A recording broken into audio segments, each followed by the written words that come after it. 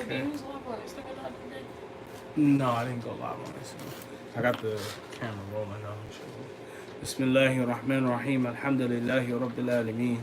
Wa sallallahu ala Sayyidina Muhammad wa ala alihi wa sahbihi wa sallam. رضي الله تعالى عنه وسادة التابعين وعلماء أملين وأئمة أربعة المجتهدين ومقلديهم إلى يوم الدين أما بعد. So we are continuing the section on Tawheed. Last class we talked about taklif or mukallaf. We talked about that. We also talked about 3 out of the 13 attributes of Allah subhanahu wa ta'ala. Alright, the first one was that he's al-mawjood, right? And mawjood means what? Translated? Existence, right? We also went over that Allah Ta'ala was Qadim. What does it mean? Before time. Now, that there was nothing existing before Allah Subhanahu wa Ta'ala. And then we established that Allah Ta'ala is Baqin. And Baqin means what? Right, ongoing after time. After creation ceases to exist, Allah Ta'ala does not come to an end. And these attributes, just these 3 attributes alone, separates Allah Subhanahu wa Ta'ala from creation. These 3 alone. Alright? And which we're about to go into in that, which will be the 4th attribute, which is makhluqat lil hawadith, right? Makhluqat lil hawadith, that Allah Ta'ala is different from His creation. Correct. Okay, hold on. Let me just find my page where we're starting off at, and we will begin to go forward. Now, so Allah Ta'ala is different from creation.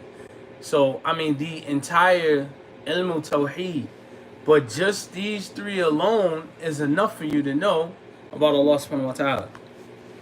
Now, what is the proof that Allah Ta'ala is mawjood? What is the dalil? Huh? What about it? Right, the existence of creation. The proof that Allah Ta'ala exists is the existence of creation, created things. Alright, so, and we discussed dalil, right? What are the 2 types of dalil? Naql and aql, right. Okay, good. So why is it, why can't you consider Fard Muhammad Allah Subhanahu wa Ta'ala? Because he is the creation of him. He's Allah Ta'ala's creation, right? So just using the 3 attributes that we mentioned, what are the 2 that would get him out of here, clear out of here? Yeah, before time. Right. He won't exist. He's died. He dies, and he was born. Now, well, we're gonna go into that. This is the next attribute. So, Bismillahir Rahmanir Rahim. Alhamdulillahi Rabbil Alameen. Wa sallallahu ala Sayyidina Muhammad wa ala alihi wa sahbihi wa sallam. You posted on the thing. Oh, what's that? The number? It's in a group. رضي الله تعالى عنه وسادة التابعين وعلماء أملين وأئمة أربعة المجتهدين ومقلديهم إلى يوم الدين أما بعد. So قال المؤلف رحمه الله, the author, he said, وأنه الله تعالى وأنه تعالى مخالف للحوادث right? And remember, we talked about hadith, right? We talked about hadith in the last class, right? The existence of right in time creation, everything that's in time, and what is part of creation? Time in itself, time, movement, all that stuff is connected to creation. So when you understand that, then you won't attribute things to Allah Ta'ala such as, sitting or things of that nature, right? You won't try to place Allah Ta'ala in creation. This vindicates, this free Allah Ta'ala from, resembling or being connected to his creation. Which is on the contrary, because a lot of people of the book believe with the statement that, a lot of Muslims, they share that kind of belief that they say God created man in his own image, right? And people believe that man is formed in the image of Allah subhanahu wa ta'ala. All right? This is totally erroneous. There are those things that are exclusively for Allah subhanahu wa ta'ala. When we get down to the after this mukhalaf lil hawadith, this is why this is absolutely important to understand this concept, right? Because Allah Ta'ala is tributed with speech, right? Mutakallim. We don't put any description to it, howness, khalas. Allah mentioned it in the Quran, that's how we leave it, right? We also speak. But once again, mukhalif lil hawadith. Allah Ta'ala is not like his creation, so we have, there's not even a reason to make comparison of the two, right? If one does this, this is tantamount to kufr. There's certain things about Allah subhanahu wa ta'ala that he says about himself, we leave it, right? Allah Ta'ala is attributed with being basir. He has sight. He says himself in the Quran. We don't liken, ourselves to Allah Ta'ala, nor do we liken Allah Ta'ala to us. So we don't say that Allah sees with the eye or anything. Allah says al-basir, khalas. So we leave it at that, right? He basir, he has sight, khalas. We don't go no further. When you start to make your mind imagine or ponder on or reflect or thinking of, this is where you begin to commit shirk. Because Allah Ta'ala is mukhalif lil hawadith. He is not like his creation. So anytime where you read something in the Quran and the word may be able, the word that is expressed can provoke thought of human qualities or characteristics, we do not attribute that to Allah Ta'ala. That is kufr, that's shirk. Right? You're ascribing, body parts, places, and things of that nature to Allah Ta'ala. This is absolute disbelief. Right? If one does this out of ignorance or misunderstanding of ayat, this person is a deviant, right?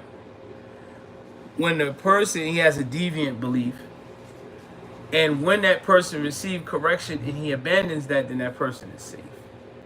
But if you try to correct the person and the person still is determining that Allah Ta'ala, has a hand, but it's not like our hand, this in itself is a statement of kufr, shirk, right? Because you're saying Allah has a hand. You're giving him a quality of a human being, right? Allah Ta'ala in the Quran uses the word yad. Yet has over 15, 14 different meanings, right? This isn't the class where we want to begin to discuss that, that whole topic.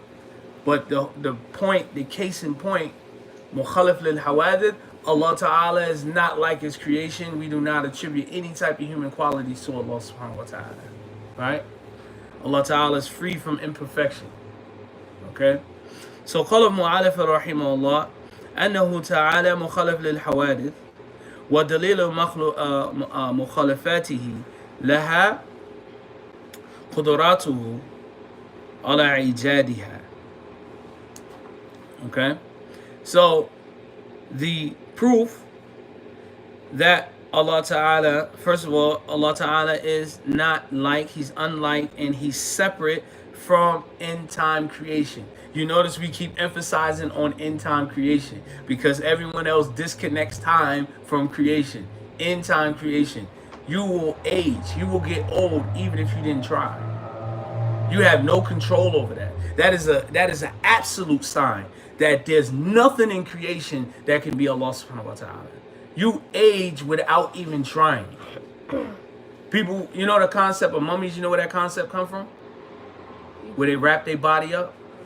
Where does it come from? What do they believe why they wrap their bodies? Like they could preserve themselves, right? They can't. Allah Ta'ala permitted, Fir'aun to be preserved as a sign for creation to see. But Fir'aun doesn't have any control over himself. And this is what you have to understand. So the proof for that Allah Ta'ala is different and separate from end-time creation is His ijadihah, His power over creation, right? He has absolute control over creation. Age will take effect of you by the permission of Allah Ta'ala. And check out how age is, right? Sometimes we just go with the flow of things. Think about it. Age, you will die. It is not under our control. There could be a baby born today, he will die as soon as he come out the womb, right?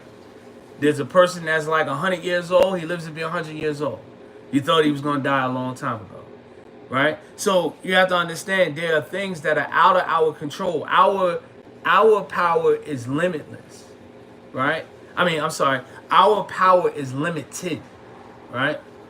Our power is limited. Allah Ta'ala doesn't have any limit, right? So we can only do, no matter what we try to do, right? If an illness comes over you, there's nothing you can do to stop that illness from coming over you, right? This is why, vaccinations are kind of like a moneymaker. Doesn't really keep you safe because they're injecting you, amongst other chemicals, but they're also injecting you with the sickness, right? So it really necessarily cannot prohibit. It can help minimize. But you can't cure a sickness if you don't have it. You have to wait until you have the sickness in order to cure it. Because if that's the case, the way that people are catching cancer left and right, wouldn't we all be having chemotherapy sessions? Like, I might get cancer. Let me just go ahead and take chemo anyway. You can't cure something that don't exist. So this is the thing. So this is what separates us, and proves our weakness. Time will defeat us. Sickness will defeat us, right? People, no matter how much, people have this thing about, well, I don't use public bathrooms. A lot of people, right? I won't use a public bathroom. Guess what's going to happen?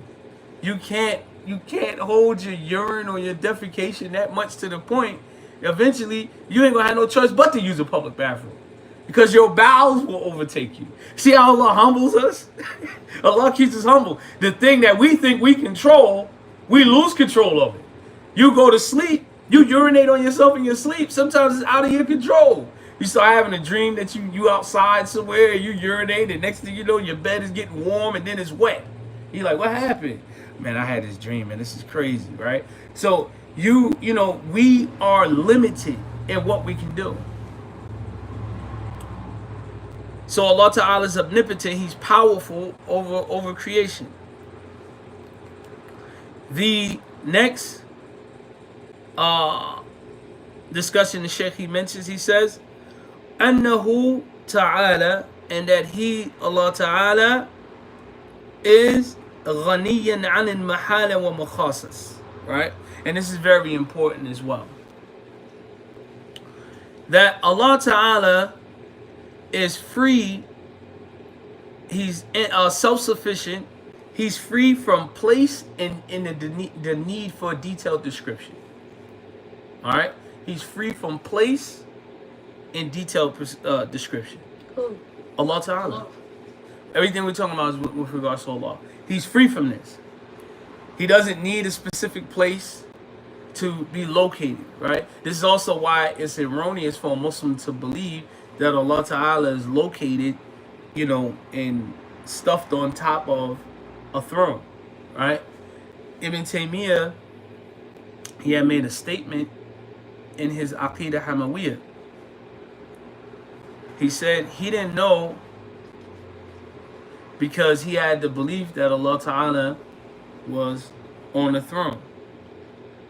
Arsh. And the Arsh is the greatest, one of the greatest of creations, right? With regards to a thing. And the Arsh is over the last level of Jannah. Okay? That is not because if you believe that Arsh is where Allah Ta'ala is located, then you're violating this particular attribute. Okay? Because that throne is an object, it's a place, and the throne is created. Okay? The throne is created. The second thing is, you're given a location to Allah subhanahu wa ta'ala. See, Christians believe, or the people of the book believe, that Allah Ta'ala created the world, everything that exists, and on the seventh day, he took a nap, basically, like he rested. This is attributing human characteristics to Allah Ta'ala. If you look in Ayatul Kursi, right? Anybody got a translation? In Ayatul Kursi, is Surah Baqarah, ayat 255. In Ayatul Kursi, that one ayat is all of this summed up in one ayat. If you wanted to give a non-Muslim dawah and they asked you about who is Allah Ta'ala, memorize this ayat. There's a lot of barakah with this ayat as well. So protection, in this ayat, it's also an ayat of Tawheed, right? It's a educating ayat. When you recite this ayat, if someone was to ask you who is Allah, you would refer them to this ayat. Because Allah Ta'ala, he says about himself, Allahu la ilaha illa huwa, right? Al-hayyu al-qayyum, la ta'khuduhu sinatun wa la nawm, lahu ma fi as-samawati wa ma fi al-ard, man dha alladhi yashfa'u indahu illa bi idhnihi ya'lamu ma bayna aydihim wa ma khalfahum wa la yuhittuna bi shay'in illa bima sha'a, wasi'a kursiyyuhu as-samawati wal ard, ولا يؤوده حفظهما وهو العلي العظيم. Right? So in his translation, Allahu la ilaha illa huwa. Right? It is Allah, and there's no God except him. There's nothing worthy of worship except Allah subhanahu wa ta'ala. Right? So it already starts off, Allahu la ilaha illallah. There ain't no other God, right? Except him. La ta'khuduhu sinatun wa la nawm, right? And wait a minute. Allahu la ilaha illa hu. That's why I actually grabbed the translation. Al-hayyu ya qayyum. Oh, al-hayyu ya qayyum. He's a living, right? He's living. Okay? He's living without a beginning, right? He's always existed. No one started him. This is why you have to understand why are we learning these attributes like this before we go to the text. Right? You learn it through intellectual proof. Okay? Allahu la ilaha illa huwa. The first line also is proving that Allah Ta'ala is mawjood. He said Allah La ilaha illa huwa. There ain't no other God except him. He is mawjood. Right? Al-hayy ya qayyum. He's living. Okay? There's no beginning to Allah Ta'ala. A thing that's living, guess what else? He's al-baqin. There's no ending to him either. A thing that's living, there's no ending to it. Versus creation, we live, but our living has a limitation to it. Right? This is Tawheed. Right? La ta'khuduhu sinatun wala nawm. What does that translate to mean, Malik? La ta'khuduhu sinatun. You can read it from the translation. It's cool. La ta'khuduhu sinatun wala nawm. That No. fatigue. Wala nawm. No fatigue. Subsisting, eternal, no slumber disease. Exactly. Now, let's elaborate a little bit on that. Al-Hayyum, he's living. Al-Qayyum. Al-Qayyum is similar to the word of Ghaniyan. He's independent, self-sufficient, not relying upon anything. Allah Ta'ala, none of us are independent. In reality, we like to think so. And this is what got, the black family destroyed, because we believe we so independent. I don't need a man, right? That's what you're teaching the girls, right? I don't need a man. No, we need each other, right? Because Allah Ta'ala created us like that.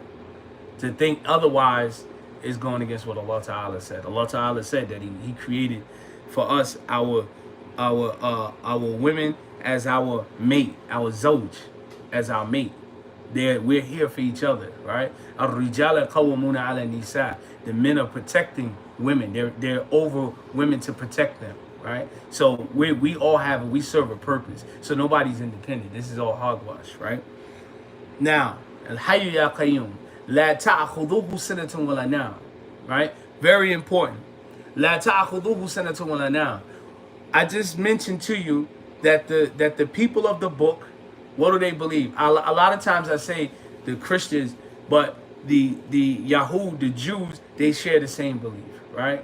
They believe that Allah Ta'ala created everything in 6 days and He took a rest, right? What is fatigue? When you start to wear down, right? Wala nawm. What is known? Sleep. No. Yep, sleep. Allah Ta'ala is not taken by neither one of the two, right? Now, what is so interesting about this as well is that creation. We had children that are sick, right? I remember the time, it's my son. Remember the time you was in the hospital? And me and your mother was there up all night as much as possible. But guess what? I had to go to sleep eventually. We are not Allah subhanahu wa ta'ala. Creation can never do it. Yet just this ayat alone negates that. Everything in creation falls asleep. You don't fall asleep, you're going to pass out, go in a coma. So you're going to go to sleep one way or the other, right? You can fight it all you want to, but eventually sleep is going to take over. That's why people fall asleep behind the wheel. لا تأخذوه سنة ولا نوم له ما في السماوات وما في الأرض. Right? Now Allah Ta'ala is telling you that the entire creation is subjugated under Allah Ta'ala. It's subjugated to Allah Ta'ala's control. Right? له ما في السماوات وما في الأرض. And for Him is everything that is in the heavens and in the earth and in between. Everything that exists. Right? So, this ayat, I'm telling you, this ayat, if someone would ask you, who was Allah Ta'ala, this ayat is sufficient, right? I'm going to move back to the text, okay? But I pointed out, like, you see the connection between the ayat and what we're going over with regards to Usuluddin? You see the connection?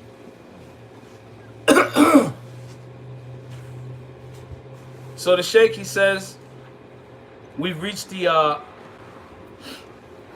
Ghaniya an al-Mahal wa Makhasis. Okay? Mahal is place. Okay? Makhasis is detailed description. Now, what do you mean by detailed description? Allah Ta'ala is not in need of it. in order you can have a man, right? But how do you make a distinction of a man? How do you usually know a man and where he's from? How do you know where a person's from? So, Sometimes by the way he talk, meaning language, right? Or you said what else? Ethnicity, right? That is what gives you your description as a human being. You can take, if you took away pigmentation, skin color, you will almost like a non-existent being. You'll be like an alien. You understand? You need your color to give description to yourself, right? You know, I don't care whether it's white, you say you're yellow, you know, whatever color it is, you give description to yourself, and that is what, you know, defines you. Okay? And I don't mean like in a supremacist behavior or definition, but your skin tone describes you. If you were looking for somebody and he was dark skinned, there's no way around you're gonna get around saying I was the dark skinned guy running down the street. You can't get around it, right? I mean, unless you speak another language, you say negro or something like that, which still means black. You will use a different way of description. Unfortunately, our people are suffering from that because of the disconnection in our lineage. Okay, meaning from the moment transatlantic slave trade came, you know, the white slave oppressor, he mixed up a lot of our lineage, disconnected, and so a lot of us are ashamed. We feel defeated, right? Because we were brought into slavery, even to the point like young guys like your age now be like, yo, don't call me black, don't call me African American, just call me an American. That's their new philosophy. And a lot of that is because they lack understanding of what life is about. Meanwhile, while the rest of the world understands who they are, we're sitting here, you know, lying about our lineage, right? We're attributing ourselves, you know, some people saying, oh, yo, you know, we're Israeli. Oh, no, you know, we're from this place, that place. Our origin, our beginning, we can attribute it to the Bilad Sudan, but what exact tribe you coming from and those things, you can't really do so. So the best and the most mature thing is to begin your lineage where you can narrate from. Although, like for instance, although our clan name is Abdullahi, right? It doesn't negate the fact that my father wasn't Muslim. And you know, it doesn't take away from, you know, my grandfather not being Muslim, right? Doesn't take away from my great-great-grandfather being Muslim. And then if you ask me, could you name past those three? I can't tell you no more. I'm not ashamed of that. I am fully comfortable with the decree of Allah subhanahu wa ta'ala. But this is where our narrative starts from. If someone was to ask, why don't you know that? We would tell them the truth. Hey, you know, our ancestors were kidnapped and brought here in bondage. And in the midst of slavery, our family ties was severed. Right? So I can only narrate you from this point to that point, right? You can't narrate, you can't give anything other than what you got, you know, what you know. Most people are ashamed of that, so they begin to start to lie and attribute themselves. Well, you know, my great-grandfather was from China. How so? Well, he married a Chinese lady. Okay, if you're saying that, that's okay, that's fine, right? But most people pride themselves. They're proud that they can attribute and place themselves in another ethnicity, right? Yeah, I know you know it like anybody else. They'd be like, oh, you know, you got curly hair. When I was growing up, you got curly hair. People like, oh, you must be Puerto Rican or something. Puerto Rican. That's what the old heads from the South used to say. They ain't say Puerto Rican. Right? They're one of them Puerto Rican boys, right? You got that good hair. You know, all light-skinned people don't have white in them, right? These are things that you use, and honestly, psychologically, it gives you a mind state of dominance. Like, yo, you know, you can only be light if you have some white blood in you. It gives you the idea of dominance, and this is absolutely false, right? It's absolutely false. So you see all of this, how we're in need of all of this. Allah Ta'ala is free from all of that. Allah Ta'ala is free from all of that. You can't attribute these things to Allah Ta'ala, right? All of that we're going through, the whole identity crisis as a people, the only cure for a sickness is in its opposite. You don't have one, establish a lineage for yourself. Start having children in wedlock. One of the biggest problems that we're having that's plaguing us is we having children born out of wedlock. Establish a strong legacy. Be proud of your legacy, right? There's no need to be afraid. Okay, you can't name, this many, fathers in your lineage. Okay, fine.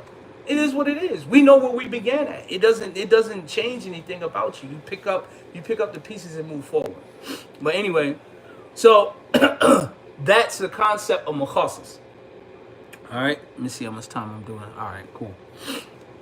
Now, mukhasis, wa dalil ghana'i. I'm sorry, I'm getting a little cold.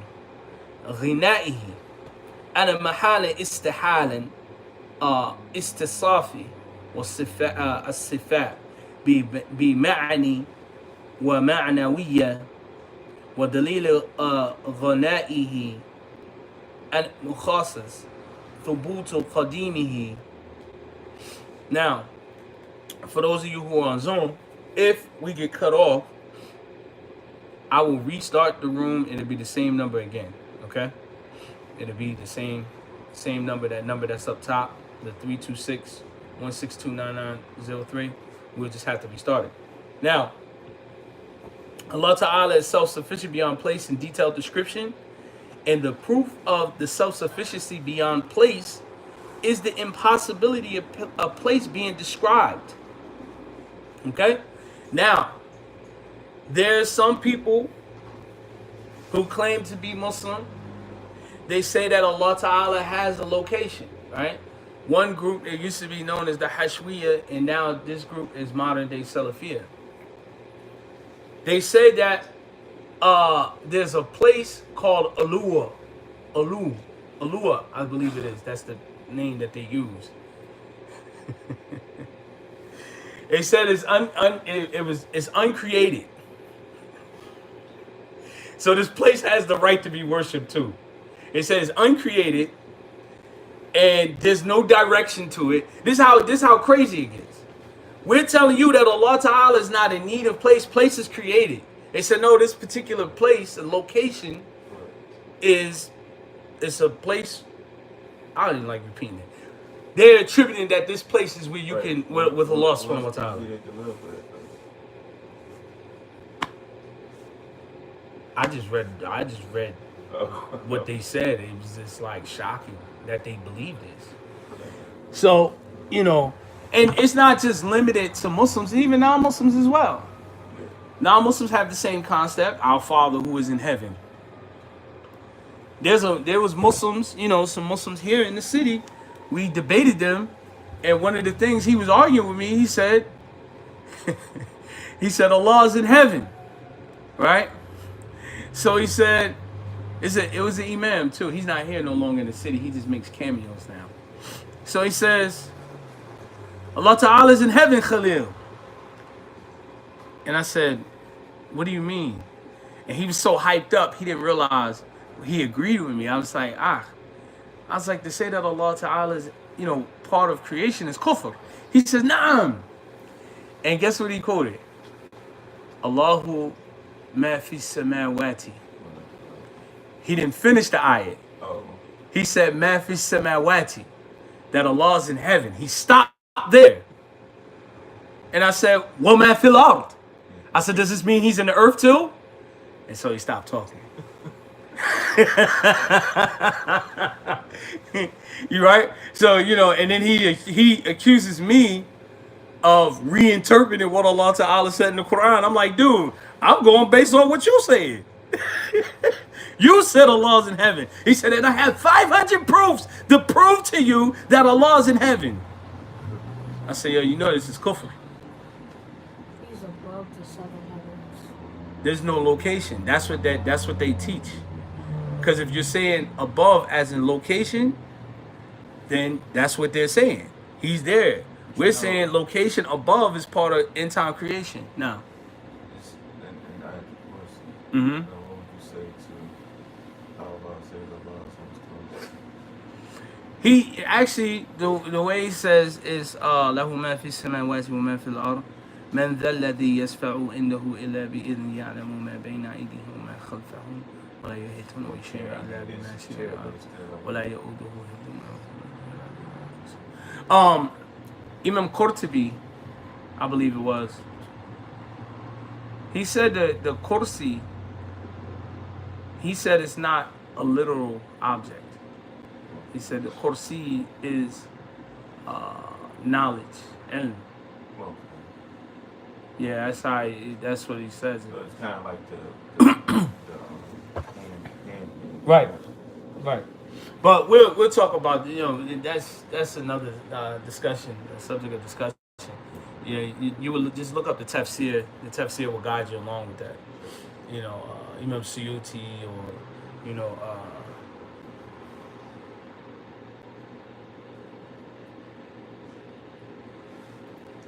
oh, okay.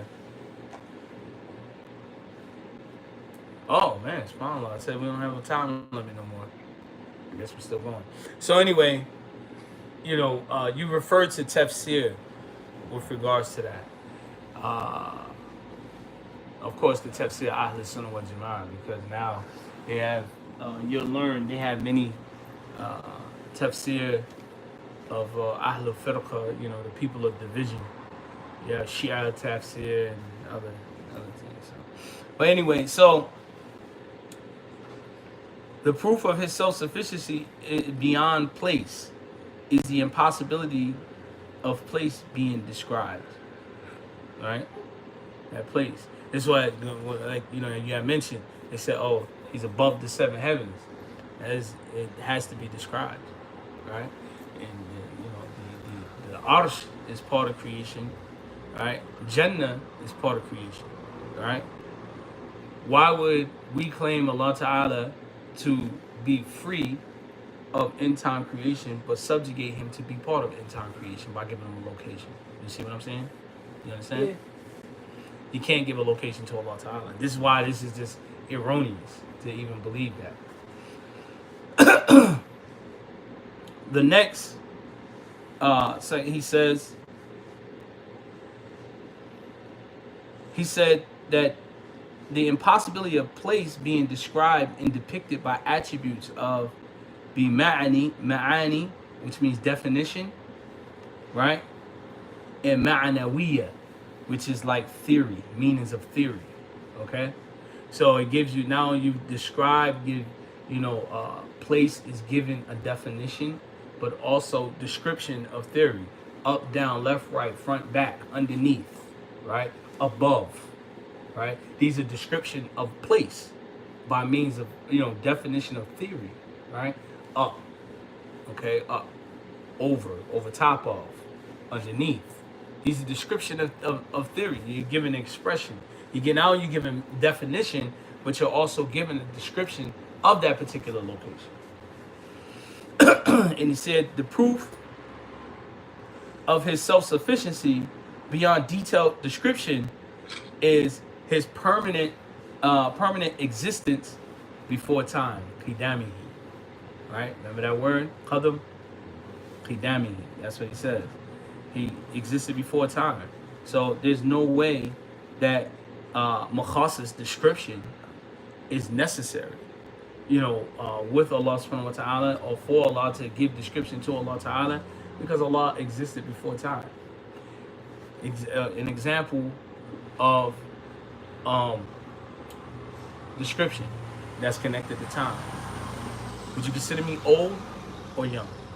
Old. Old. Is he considered old or young? Young. That's your description, how you describe. You see? How old are you? I'm 11. That gives you description, all right? This is part of description. Allah Ta'ala is before time. You see? You have to have a pure mind that anything that comes to the mind is always going to be something that's created. It's always going to be something that's created. And Allah Ta'ala is free from that.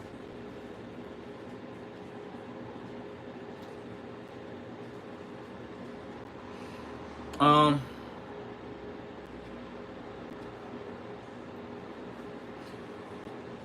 let me see how much time I got. We'll stop here today, inshallah.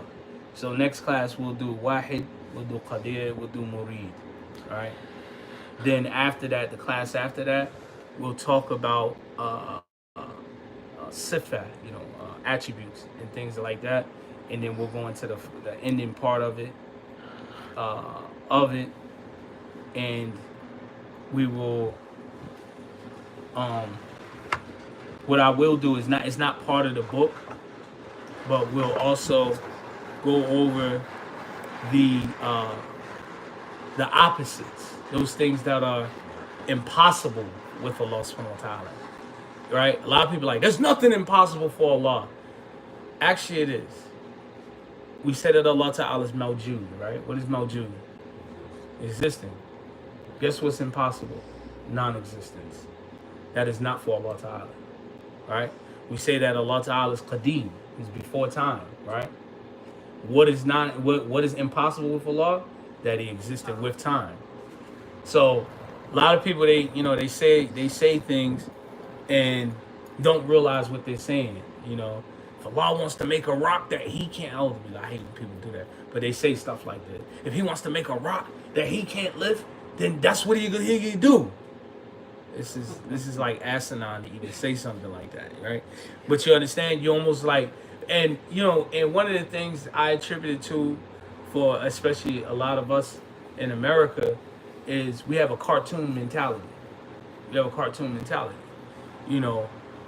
Some of our what we consider a masterpiece of art, or creative and creativity, is giving human beings supernatural strength, like superheroes. All right, consider some people some of the greatest art. Everybody, think about it. Everybody, some months back, almost last year sometime, everybody was from Wakanda, right? They were from Wakanda. And you had vibranium, and where's Wakanda at? And all of these different things, right? And the vibranium, and the Black Panther, and everybody was talking like that, right? It was a masterpiece. But guess what? It was all a mind of creativity, and all creativity intellectually is limited, right, to creation, right?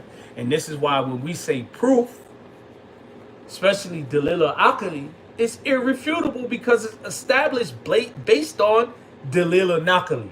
It's based on the textual proof. So it's irrefutable. It can't be refuted. And so you have to have that mindset with Allah Azza wa Jalla. You can't go and start talking and arguing with people of different faiths and you don't know what you believe, right? You can't get in the Jannah not knowing what you believe. It's not permissible to say, well, I believe in Allah because my father believes in Allah. You have to know who Allah Ta'ala is. It's unacceptable, right? That's the blameworthy blind father. Yeah, Wakanda. So, so this, like I said, we'll stop here. Our notes probably won't be that big. It'll probably stop you moving because you're moving the phone. Lean back that way. Stay back that way. Too much heat. The notes won't be that extensive, but what I may do is dig up some articles for you to read that may have a belief that's contrary, right, to what we're learning. I want you to be able to dissect it, and chop it up. It ain't gotta be nothing real long, maybe like a page, which is good. I like short readings, and the reason why, because if you can take everything that you process here, right? A lot of people are, and I don't forget, me and a brother had this conversation. A lot of people are amazed with a person that can write a voluminous book, like a book with 20, 25 volumes, 35 volumes. I'm impressed with a person that can condense a 20-volume book in a couple sentences. Why? Because that was the Prophet sallallahu alaihi wasallam. Jawam al-Kalim. That's what he was known for. the most comprehensive of speech. His speech was so comprehensive that the most intellectual intellect can expound on it, and his mind can run free with with the words of the Prophet ﷺ, and the most simplest mind can grasp it and embrace it and understand exactly what he's saying without overbearing people with long speech. All right, so we'll figure out a way. Give me till like Wednesday, to get this assignment out. I'll put it in the Google Classrooms. If you haven't finished, the other homework and stuff that we have, make sure you get it, turn it in, inshallah.